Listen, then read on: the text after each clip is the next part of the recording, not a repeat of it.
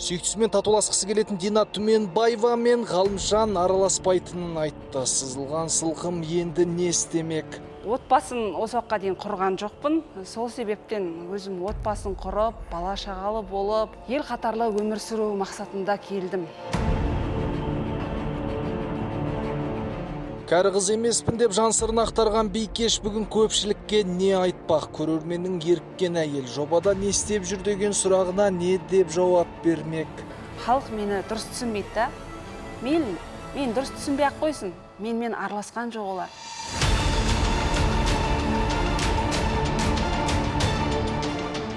Қалайдың сынына қалған Дина Түменбаева жобадан кете ме? Қызылордалық Сәбит студиядан алып кететіні рас па? Сәлден соң білеміз.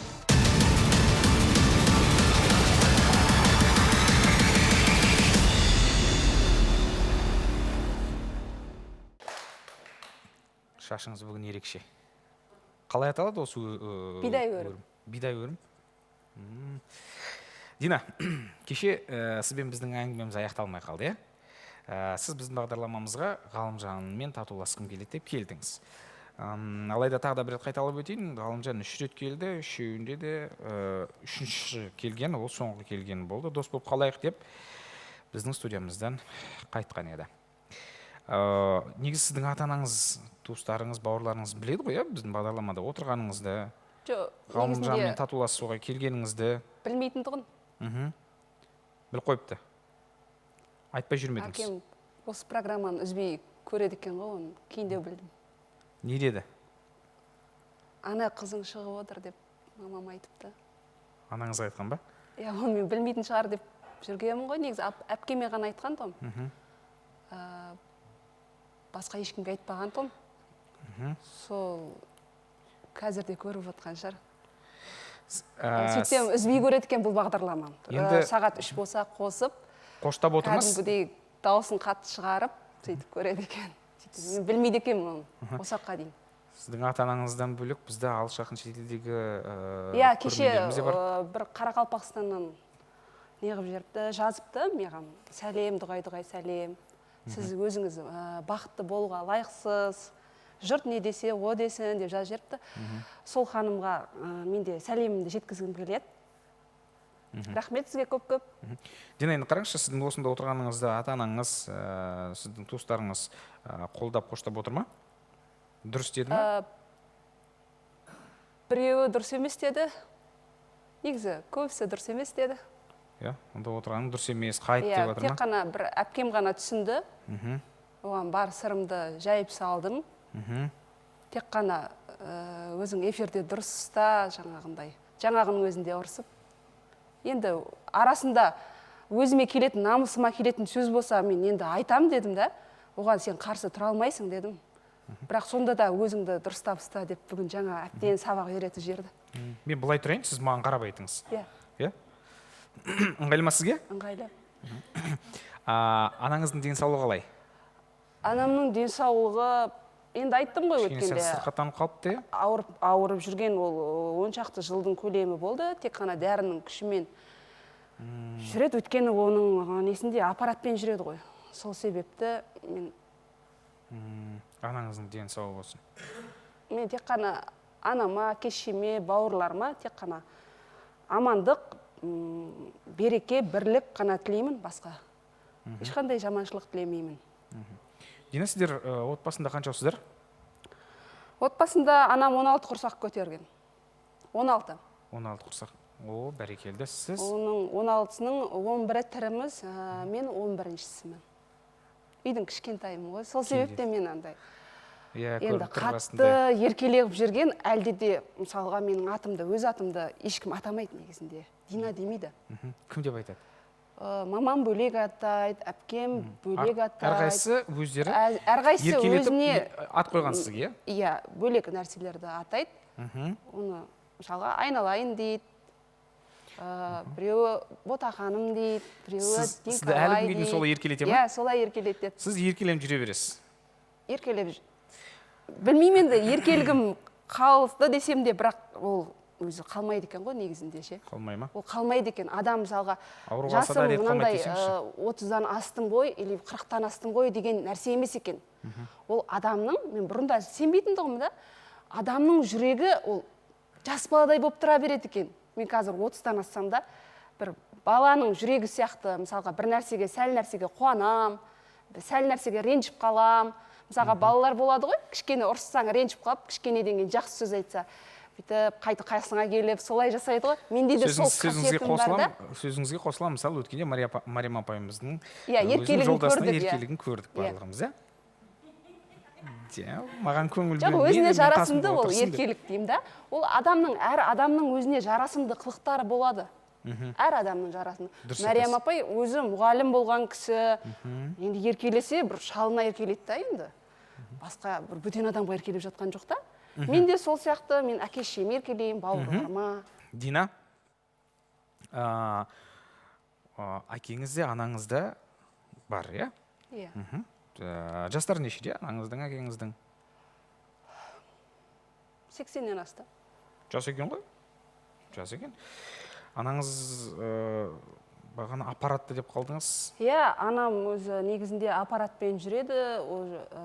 Негізінде 10 шақты жылдың көлемі болып қалды, жаңылыспасам. Мен анамның алдында мен өзім басымды иемін. Бұл ана деген өте мейірімді жан ғой. Мен өз анамнан қатты айтқан, дұрыс емес жасаған қылықтарым үшін анамның алдында кешірім сұраймын. Және де әкемнен де кешірім сұраймын. Кешіріңдер мені. Мен дұрыс емес жасаған қылықтарым болса, еркеліктерім болса, кешіріңдерші мені. Жаңа айтады ғой, анасы бар адамдар ешқашан қартаймайды дейді. Мен сіздердің арқаларыңызда, мен осылай жүргенім сіздердің арқаларыңыздамын. Анама мен мың алғыс айтамын. Анам дүниеге келетін кезде мені қатты қиналып босанған негізінде. Сол кезде бұл қызым өліп қалады-ау деген күдікпен босанды.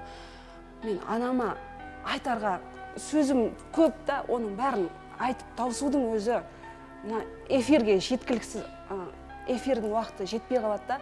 Дұрыс айтасыз. Ана, мама, кешірші, мені артық кеткен қылықтарым болса, көке, кешірші, менің артық кеткен жаман жасаған қылықтарым болса, сіздердің алдарыңызда мен кешірім сұраймын. Мама, сені қаншада Меккеге, Мадинаға апарсам да, мен сенің қарызыңнан құтыла алмаймын. Бірақ мен сендерді жақсы көремін. Ойлайтын шығарсыңдар, мені тас жүрек, мейірімі жоқ, қатыгез адам деп. Бірақ мен осы еркелігімнің арқасында көп нәрсеге қол жеткізе алмай қалдым, отбасын құра алмай қалдым. Мен мама, мен әлде де ұзақ өмір сүресің деп Алладан жатсам да, тұрсам да дұға сұраймын, мама. Сен әлі өмір сүресің, ешқандай еш нәрсені уайымдамашы. Дина, сабырға келіңіз. Бәрі Алланың қолында ғой, ешқандай еш нәрсе өмір сүресің, әлде де жақсылықтарды көресің.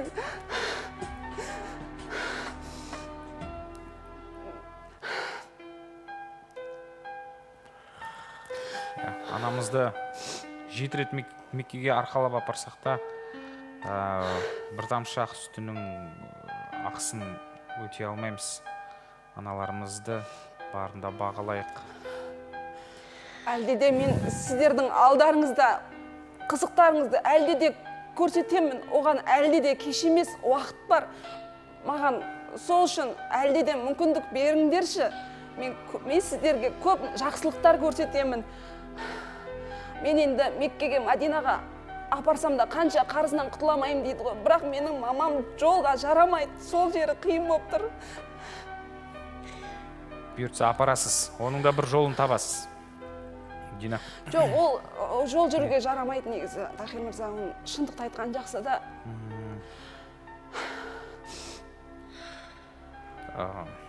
Жақсы. Дина, сабырға келіңіз. Сол үшін барлықтарыңызға айтарым, аналарыңызды ренжітпеңіздерші. Жаңа түсіп атқан келіндер болса да, енелеріңізге қараңыздаршы, енелеріңіздің беттерінен алмаңыздаршы, өтініш. барлықтарыңыздар бір анадан тудыңыздар. Осы батырда, қандай қызметкер, депутатта, президентте бір анадан туылды ғой. Сол үшін ананы ешқашанда ренжітпеңіздерші. Ренжіген күндеріңіз болса да кешіріммен қараңыздаршы. Мен сіздерден өтініп сұрайым. Дина, сабырға келіңіз. Ашу дұшпан, ақыл дос дейді ғой.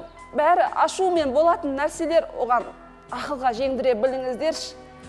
Ешқашанда ене, ана дегенді жамандамаңыздаршы, өтініш. Сіздерді қалай өмірге әкелді, 9 ай, 9 күн, 9 сағат дегенде өмірге әкелді. Сіздер келесіздер да, енелеріңізді жамандайсыздар. Оларыңыз өте қате ғой. Дина, енді қараңыз, сіз осы тұста мен енді сізге сұрақ қойғым келіп отыр. Сабырға келіңіз, бұл жинауыңыз. Сіздің бүгінгі образыңызға жылаған келмейтін сияқты, жараспайтын сияқты. Сабырға келіңіз.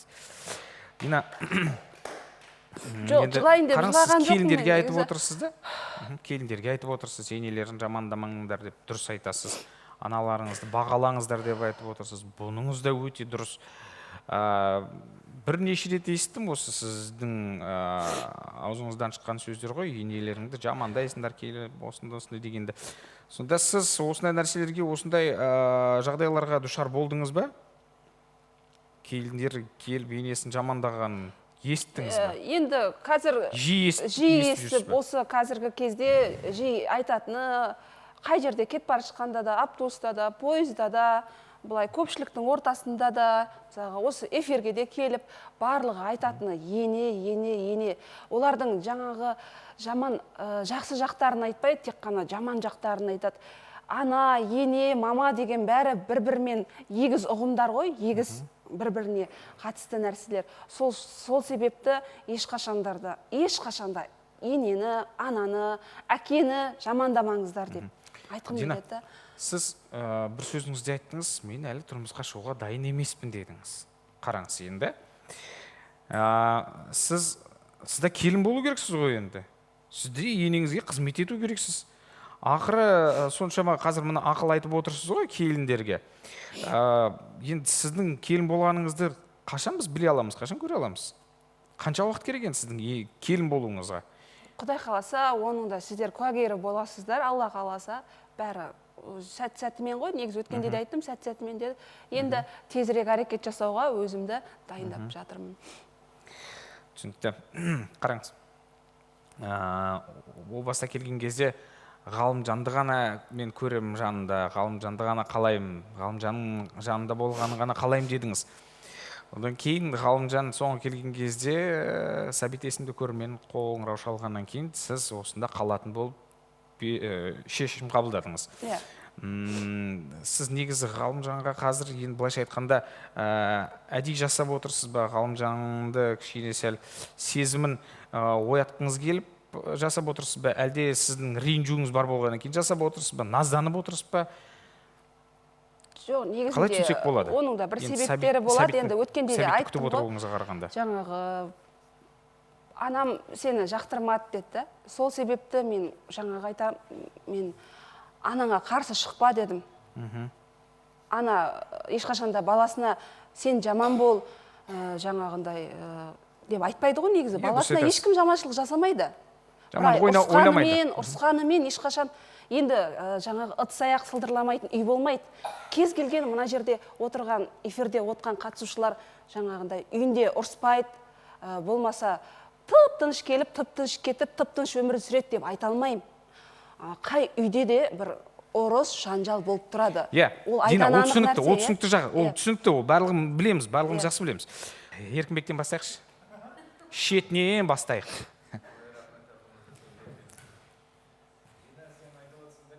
Кеше айта алмай қалдым.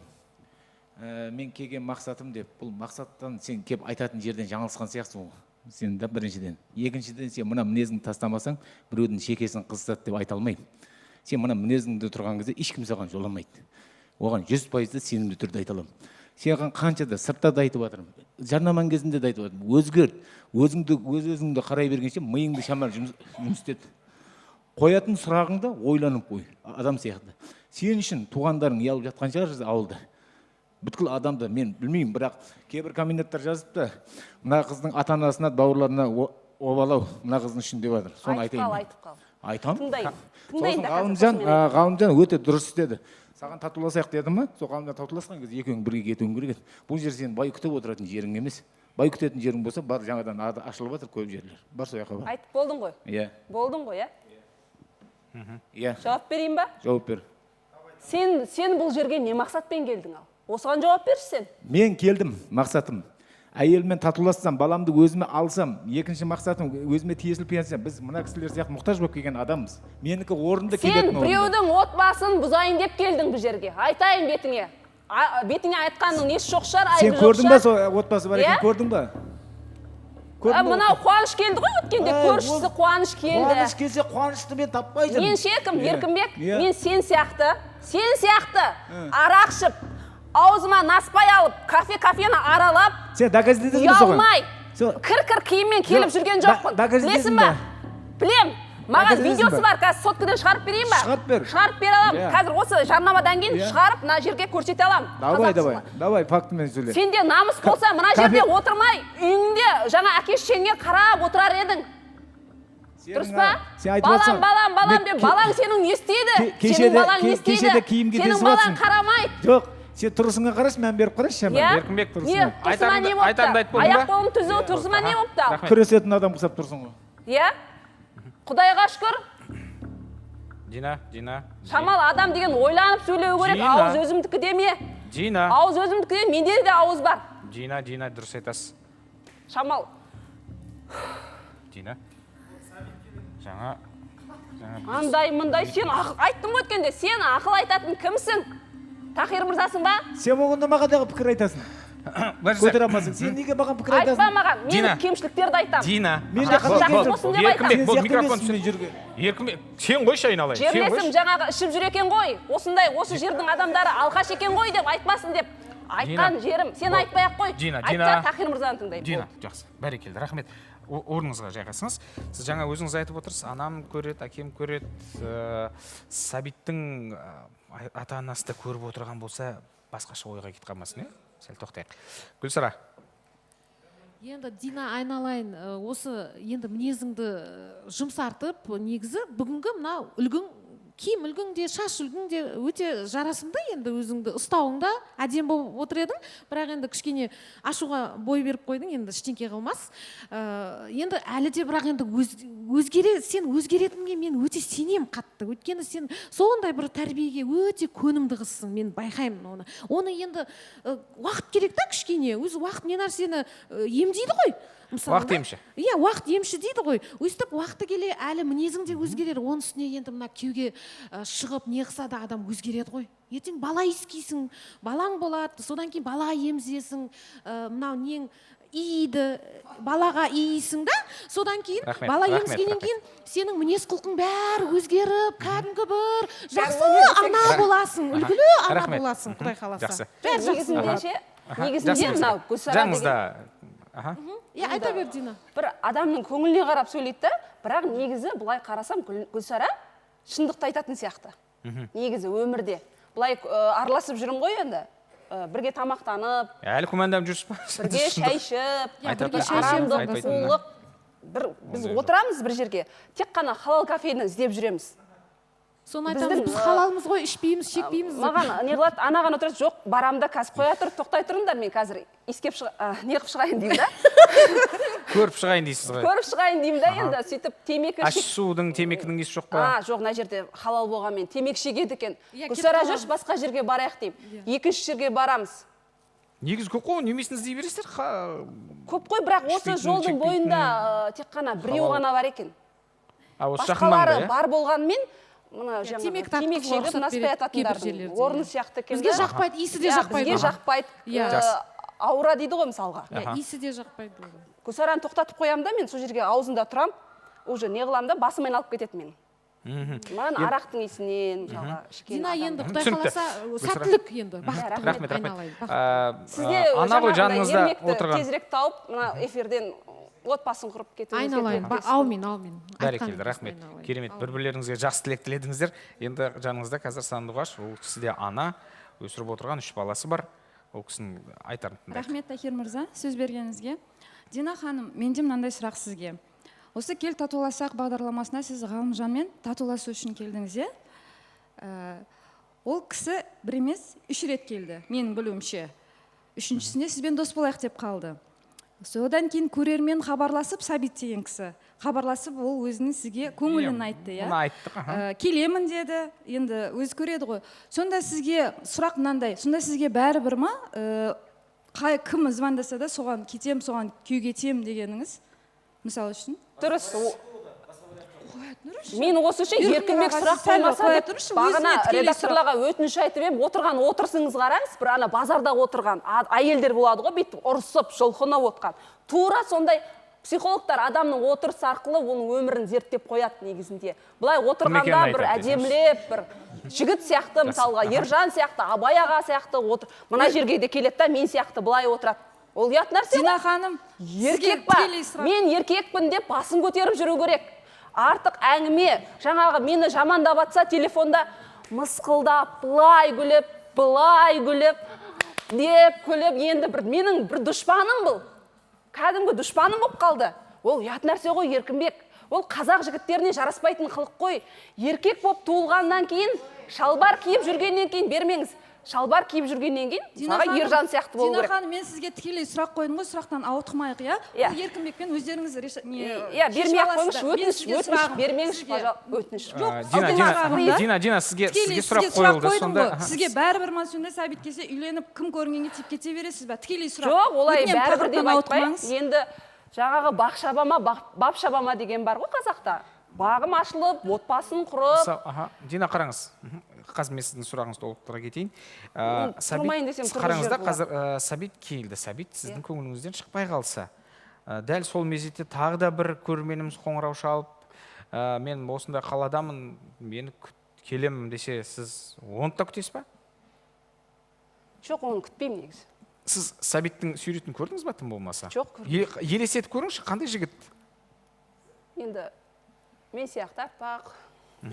Сияқты аппақ, Текті жердің ұрпағы деп ойлаймын, жаңа Ержанның сөзімен айтпақшы. Сыртта елестетіп көріңізші, бойы ұзын ба, мысал түр әлпетін Ғалымжан сияқты бойы ұзын ба, әлде кішілеу ма? Бойы ұзын адамдар жақсы көремін негізі, өйткені жерге жақыннан барлық. Енді көпке топырақ шаша алмаймын, енді кешіріңіздер. Бірақ енді бір сөз бар ғой, жерге жақынға жолама деген. Бірақ енді бәрі жаңа бес саусақ бірдей емес қой. Иә, дұрыс айтасыз. Бірақ негізі бойы ұзын адам жаңағындай. Енді сіз өзіңіздің сырт келбетіңізге қарап, бойы ұзын жігіт маған жанымда дұрыс көрінеді деп сондай оймен айтып отқан боларсыз мүмкін? Әрине, ер жігіттің бойы ұзын болып, аяқ қолы түп-түзу болып, ол отырған. Енді Сәбитті елестетіп көрейікші, сырт келбет қандай жігіт деп ойлайсыз? Бойы ұзын ба, денесі бар ма, қарны бар ма? Жоқ, мен негізі қарны бар жігіттерді ұнатпаймын, ол қарны бар жігіттер өз-өзін күте алмай. Жаңа араққа жақын кісілер ма, пивыға жақын кісілер ма, олар солар болады негізінде. Мүмкін сүйегі ірі шығар, о бастан. Сүйегі ірі шығар. Батырлардың ұрпағы болар. Иә, мүмкін. Сізде қазір керемет мүмкіндік бар Сәбитті көруге. Экран, яғни қазір фотосын, суретін көрсетейік, дайынсыз ба? Қазір Сәбит суретін жіберген. Егер қасына барып көрейш. Иә, көріңіз.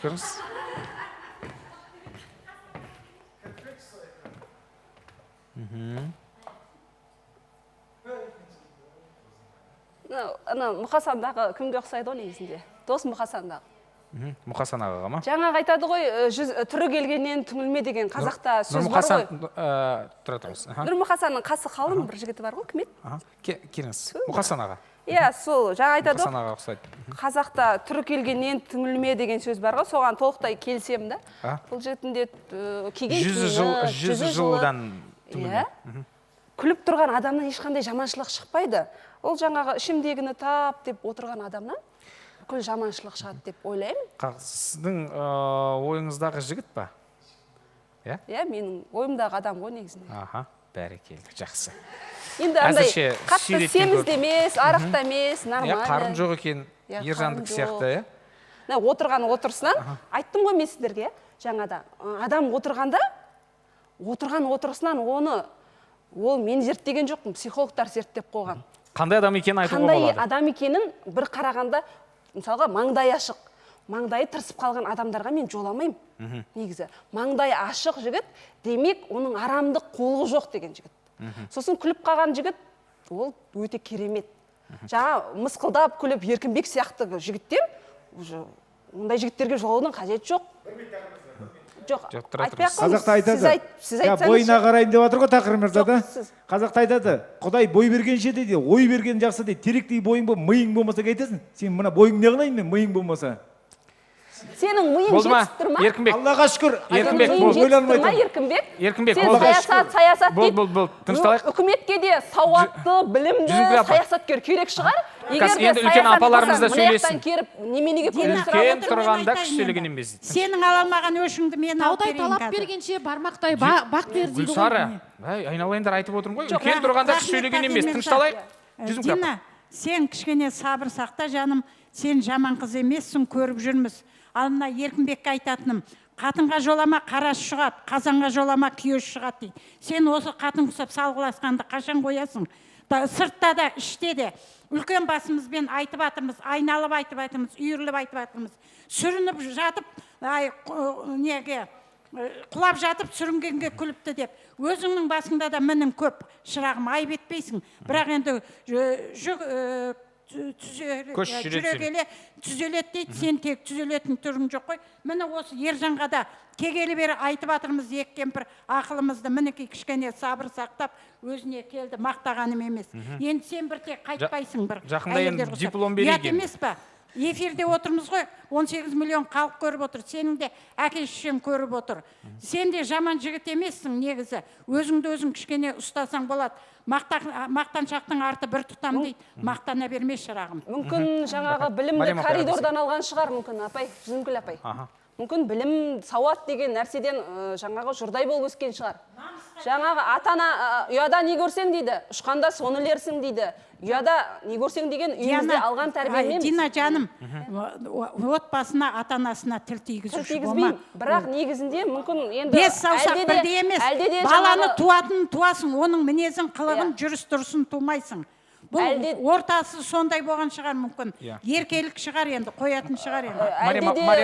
Сөйлеуге болады енді, білім алып жаңағы. Бір көрерменіміз айтты ғой, Абайдың кітаптарын оқы деп Ержан. Құдайға шүкір, Ержан тіпті өлеңдердің біраз өлеңдерін біледі екен. Мен оны тыңдадым өткенде. Дина, қазір Мариям апайымыз тыңдаса. Сол себепті. Дина, сен сондай жақсы қызсың. Ақ көңіл, шындыққа жетемін деп шырылдайсың.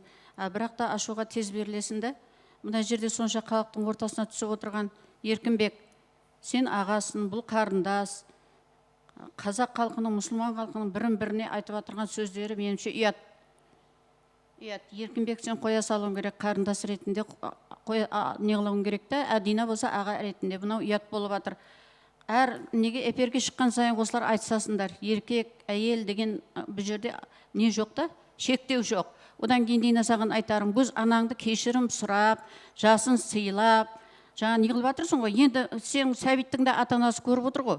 Енді ол ата-ананы қоясың, ана ата-анаға барасың. Өте дұрыс айтасыз. Ол ата-ана қалады үйіңде. Сәбиттің ата-анасы күтіп отыр. Ол да сол жаста. Ал қайтесің? Сен осынды көріп отыр. Сен осы жерде қалдыруың керек. Қазбай жасайық. Ал енді біз тағы да бір кейіпкеріміздің ойын білсек, Абай аға не айтасыз? Енді жасы өткен ағалар ғой. Мен осы қарындасыма айтайын деген, мен бұл Динаға бақыт тілеймін.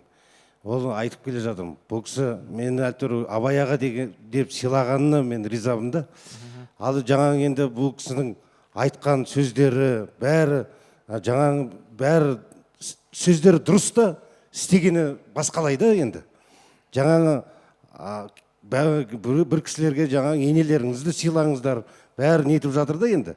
Осыдан сіз келген кезде осы бағдарламаға, сіз бір сөзіңізді айтып қалдыңыз, сіз бір жерге барып келдім деп, болды ма сондай сөз? Ұрлап кетті деген әңгіме болды ғой сізді?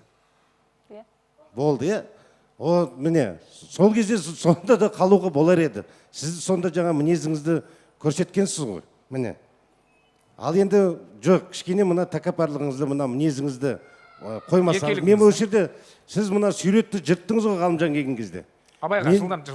Мен шошып кеттім. Сонда мен өзім ойладым. өмірде қатынсыз қалсам да мен мынандай қатынды алмай ретім дегенмін ғой мен. Кешіріңіз, рахмет. Алмай ақ қойыңыз, алмай ақ. Жоқ, мен енді бар ғой. Дина, қатты айтсам да қарындасым ретінде айтып отырмын. Тураны жаңағы. Жоқ, мен сізді рахмет сізге. Сізді жақсы көрем. Абай аға, мен сізді сыйлаймын. Біріншіден Абай дегеннің өзі ғұлама ғалымның аты қойылған ғой енді. Ақынның, сол себепті мен сізге рахметімді, алғысымды білдіремін. Ғұламаның есімі қойылған Сіз қандай нәрсемен айтсаңыз да, жүрекпен айтып, шын ықыласпен айтып, сізде жасандылық жоқ. Сол үшін алғысын білдіремін. Бәрекелді, рахмет. Ал біз жалғастырамыз енді қазір ортамызға. Сізді іздеп келген, сізді қолдап келген деп айтайық па, қалай айтсақ. Қазір сіздің әпкеңіз жалпы негізі құрбы болып таныстыңыздар, одан кейін өмірлік, былайша айтқанда, ақылшыңыз, әпкеңіздей болып кеткен Қорлаш Князованы шақырайық, келіңіз, сәлеметсіз бе? Қорлаш апай, қалайсыз? Сәлеметсіз бе, амансыз ба? Сәлеметсіз. Келіңіз, жайғасыңыз. Қош келдіңіз студиямызға. Мойныңыз ауырып қалмаса, осылай отыра беріңіз. Немесе кішкенесе былай отырсаңыз болады. Мен сізге сұрақ қояйын дегенім ғой. Жалпы негізі Динаны қанша уақыттан бері танисыз? Мен былтырдан бері танимын. Былтырдан бері танисыз? Жақсы араласасыздар, иә? Иә, жақсы араласамыз. Енді әпкемдей болып кетті дегеннен кейін. Иә, бір еліміз бір, әпке деп тұрады. Сырын айтады. Бәрекелді. Динаны бір-екі ауыз сөзбен былай сипаттап берсеңіз. Қандай? Дина әділетті, ашық. Сол жылайтын жаңа айтып жатырған, жылап айтып жатырған елдер түсінбейді. Бұл өтірікті жеңу үшін солай елдер түспейді де, соны жеңу үшін қалай айтсам екен, сен жылайтыныңыз сол себептен. Бұлай жақсы, ақылды, әдемі, жақсы қыз. Енді еркелігі тағы да бар, иә? Мен иногда айтамын, Дина, кішкене не? Еркелікті қой. Қой, кішкене. Тұрмысқа шығу керек. Иә, айтамын. Ғалымжан есімді жігітті танушы ма едіңіз? Ғалымжан есімді жігітті танымаймын. Білезі маған Дина телефон шалды. Айтты, тәте, маған осындай бір жігіт WhatsApp-тан жазып жатыр. Мамасы, папасы бар екен, 10 мысығы бар екен. 10 мысығын қайта-қайта айта береді. Сіз қалай қарайсыз деді. Мен айттым, онда мамасы мен папасының бауырларын туысқандарын айтпаймын, 10 мысығын айтқанша. Онда сен 10 мысығына қызметкер болып барасың дедім. Зоолог болып барасың дедіңіз ғой? Иә. Мысық күтуші? Иә, мысық күтуші, қызметкер сол мысықтың. Өйткені ол ата-анасын бауырларын таныстырамын деп айтпайды, 10 мысығын айта береді екен. Мысықтарына тағы да шампунь алады екен, жеке бар. Енді демек жануарларды, яғни үй жануарларын жақсы көретін адамдардың бірі ғой. Жалпы негізі Динаның, мысалы, Ғалымжаннан басқа да бір жігіттер жайлы айтқан. Естіген жоқпын. Өзі негізі тұрмысқа шығу жайында әңгіме қозғай ма, айтады ма? Маған мынандай бір жігіт ұнайды, мысалы, сырт келбеті болмаса, ой өрісі осындай болса, дене бітімі осындай болса деген сонда біреумен таныстырасыз ба деген сонда бір сұрақтар болған емес па Динаның тарапынан? Жоқ, болған емес. Болған емес. Сіз өзіңіз, мысалы, енді көріп жатсыз ғой, Қорлаш апа, қараңыз. Дина қыз баласы болғаннан кейін ол ана болу керек, тұрмысқа шығу керек. Жасы болса 18-ден сәл ағасқан, 19 жарында. Енді өзіңіз жаныңызда жүрген, мысалы, інілеріңіз бар, бір туыстарыңыз бар? Жоқ, мен айтамын иногда. Таныстыру жағын ойлаған жоқсыз ба? Мен иногда айтамын, бір кенженім бар еді, сонымен таныстырам қойдым деп айтамын. Алып берер медіңіз өзіңіздің ініңізге? Динаны? Көрген жоқпын. Келін ретінде көре аласыз ба жалпы? Келін ретінде көре аласыз ба Динаны? Келін ретінде көре аламын. Көре аламын. Ол Дина жақсы. Кішкене мінезі болмаса, бұлай жақсы. Әділетті. Әділетті, өтті әділетті, арам ойы жоқ ешкімге. Көремаушылық көп Динада. Сондықтан яғни Динаны көре алмайтындар көп десеңізші? Көре алмайтындар көп, сондықтан Дина көп жерде сөз естіп қалады. Динаның өзінен сұрайықшы, Дина сізге қандай жігіттер ұнайды? Бір-екі ауыз сөзбен негізінде тура сіз сияқты жігіттер ұнайды ғой. Жоқ, енді шындық айтқаным үшін кешіріңіз әрине да. Енді бірақ сіз сияқты нақ-нақ сұрақтар қойып, мен жігітпін деп басын көтере алатын. Қазір мысалы, сіз секілді, сіз емес қой енді, сіз секілді сізге ұқсайтын жігіттер менің өмірлік жарым болады деп айта аламын.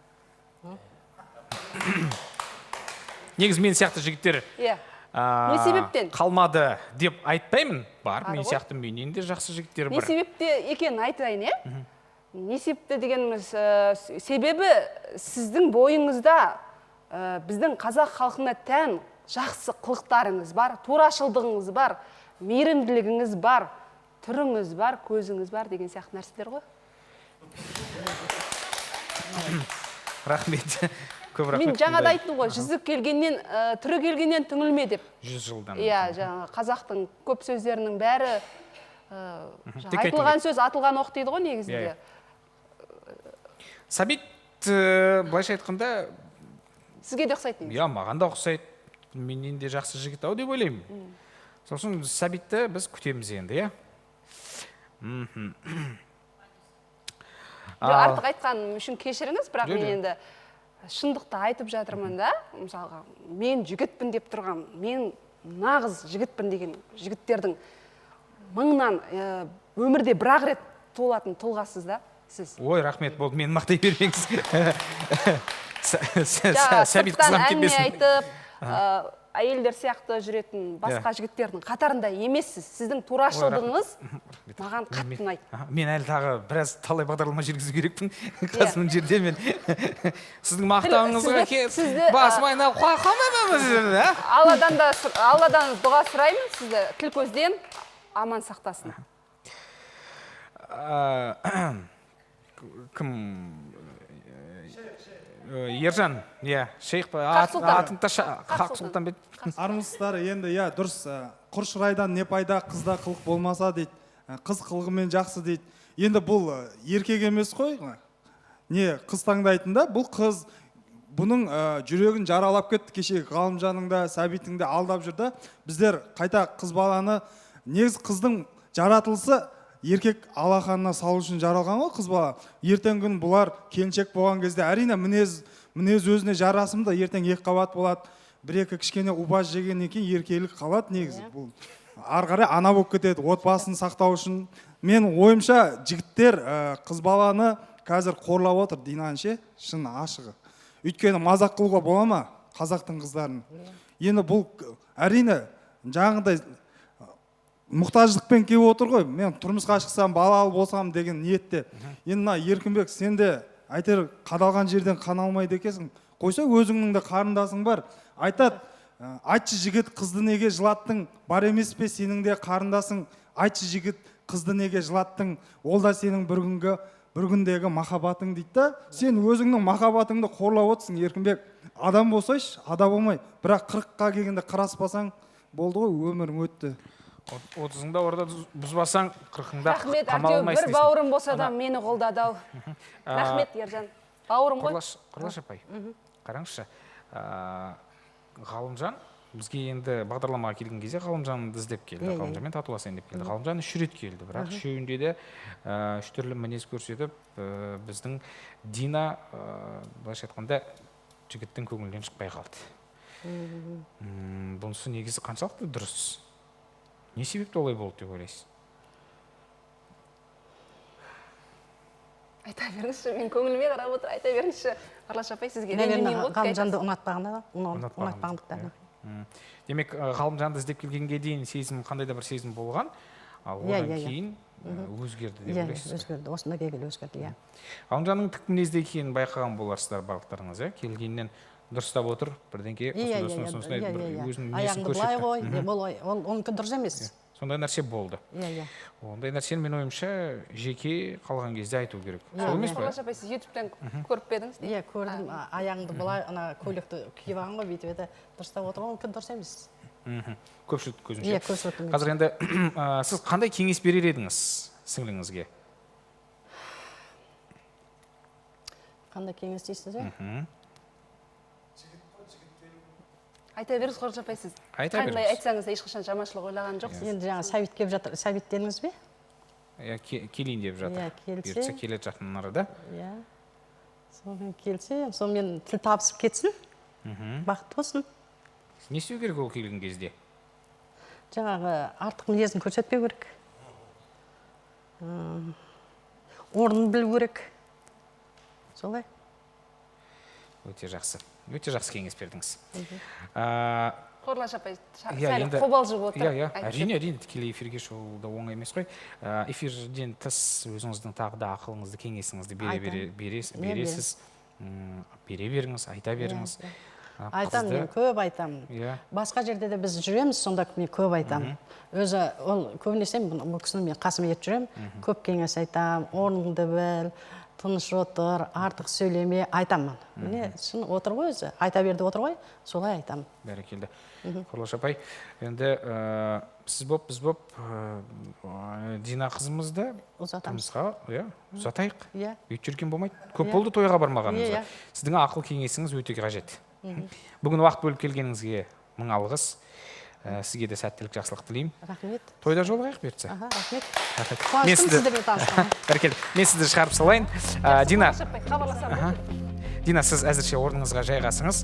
Біз әлі әңгімемізді міндетті түрде айтасыз. Соңғы сөзім бар Әзірше? еді, айтамын.